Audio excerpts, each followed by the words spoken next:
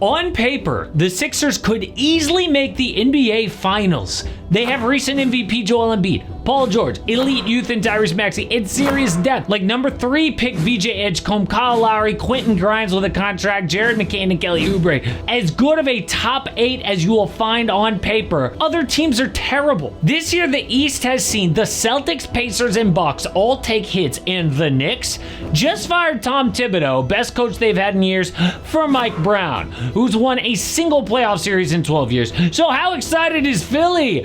Not at all. Their fan base is more hopeless than they have been in years. Why? Well, they did just get some terrible news. But first, what does the NBA think of Philly's chances? Well, nothing shows how important an NBA team is as how many national TV games they get. And Philly went from 27 last year to 14. That is a 13-game difference from last season, the biggest downgrade in the entire NBA. No games on Christmas or MLK Day. Zero spotlight the entire first week. The NBA is basically saying, yo, Sixers, you guys are gonna suck. We want nothing to do with you. But then they had to go and get savage. The Sixers just found out their new schedule, and Philly has maybe the toughest in the entire league. They've got an NBA high 16 back-to-backs, which is a killer for a team with their injury issues. So why did they do this to Philly?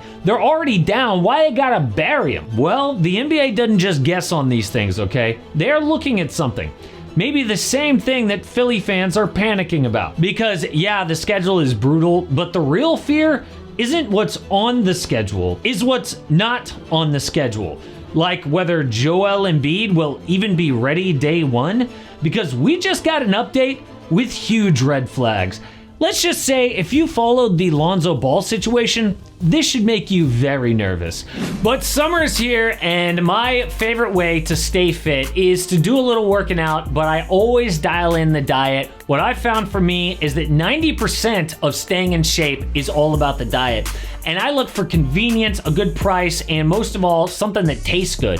MyFitFoods has been amazing for me. A lot of you guys have reached out, said that you love them too. They are pre-made meals that are ready in just a couple of minutes, and they have so much variety, so I never get bored. Plus, it helps out the channel if you check them out and use my discount code AMH25 for 25% off your first order. They've got stores all around Texas. Plus, you could walk into a store in Portland or Denver. More stores coming soon. But I've tried a million of these meal prep places. MyFitFoods is by far the best one I have ever tried. So please go check them out. The discount code again is AMH25. So 2 years ago, Embiid finally got his MVP over Nikola Jokic with 33 points a game, 10 boards, and 4 assists in 66 games. But he took a major step back in 2024, playing just 34 games. The problem was a torn meniscus that required surgery. But instead of taking it easy that summer, dude just had to go play for Team USA in the Olympics. So a year ago, we saw Embiid win gold, but shocker, those knee issues came back real quick. He had swelling and pain from day one of training camp and played just 19 games all season. But the real problem, we never got a clear explanation on what was even wrong with him. The Sixers kept fans, players, and coaches in the dark. Embiid's coach, Nick Nurse, just had to stand out there in front of cameras making excuses all year. But now, after a whole season out and a full summer to rehab, Nurse said this: I know Joel is working very, very hard, and I think things look good, but, whether he's ready for training camp or not, I think there's maybe a lot more decisions than that to make before we get there. What? How is that possible? Dude hasn't played basketball in forever. How is he not ready? Well, the mystery makes you think of 2 other players. Kawhi Leonard, for example, had quad tendonitis in 2017, which is a weird injury for an NBA player. The Spurs eventually cleared him, but Kawhi insisted things just didn't feel right. This led to a huge fallout in San Antonio, who eventually traded him. And Kawhi has had a list of mysterious and legit injuries ever since. In fact, dude has missed more games than he's played since 2017, and the Clippers usually call it knee soreness. That sounds like I banged my knee on the couch not I'm gonna ruin my entire career. Which means that any team built around Kawhi now always comes up short. The other player is Lonzo Ball. In 2022, Zoe had a small meniscus tear. I expected to miss 6 to 8 weeks, but he never came back. Okay, his recovery in Chicago became one of the strangest stories in recent NBA memory. He had issues walking upstairs and jogging. Doctors had no idea why he still experienced pain. So another surgery, I guess. And after no progress there, in 2023, he had a experimental cartilage transplant. Zoe eventually returned last year, but there are zero guarantees on his long-term play. But here's the scary part. Embiid is following the Lonzo Kawhi blueprint. Mysterious injuries, repeat surgeries, zero answers. So an anonymous NBA medical person told Clutch Points, when you have a second surgery to attempt to fix the initial problem, and then you have more complications, that's never a good sign. Few players have been able to come back from multiple surgeries and injuries to the same part of their body, which is what Joel is trying to achieve. Not good. So yeah, the NBA knows this, and they're like, oh, we've seen this movie before, and it's not going to end well. So Philly, bye-bye. Then Paul George is banged up, multiple issues last year, hurts himself again while training this offseason, has to have surgery. But what if the NBA is wrong? What if they're counting Philly out when they're actually the exact team who is built for this? See, when they drafted VJ Edgecombe at number 3 this summer, it wasn't just about his talent, it was strategy.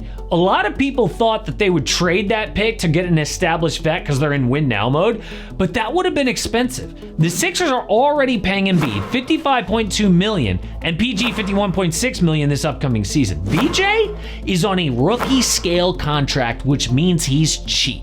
But if he produces even close to expectation, that is massive value on the floor. It's how Philly can afford to have $107 million worth of Embiid and PG sitting while still having a playoff caliber team on the court. But if they had flipped that pick for another vet, they'd be top heavy and out of depth. So yeah, the Sixers saw this all coming, and the rest of the league's gonna find out if this plan works. So how will they actually pull this off? Well, the realistic path is not a number 1 seed for the Sixers. I think the Cavaliers basically have that locked up. Maybe the Knicks are right there. Watch out too for Orlando, who's improved with Desmond Bane, but no guarantee.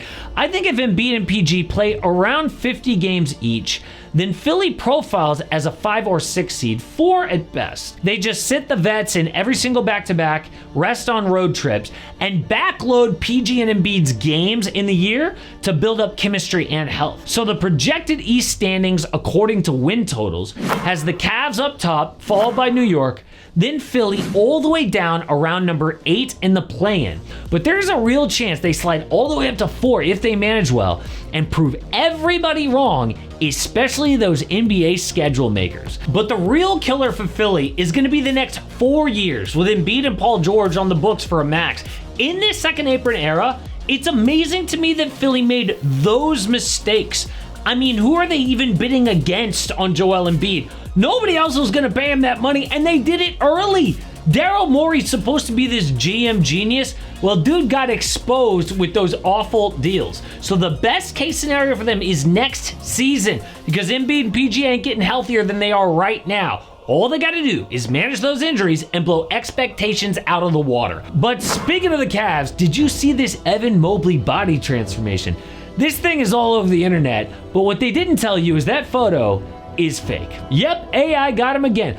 But Mobley already made a transformation. He went from a top 50 player to top 15 last year. And if he leaps again, forget Anthony Edwards or Wemby. Dude's potential is the most underrated storyline in the NBA.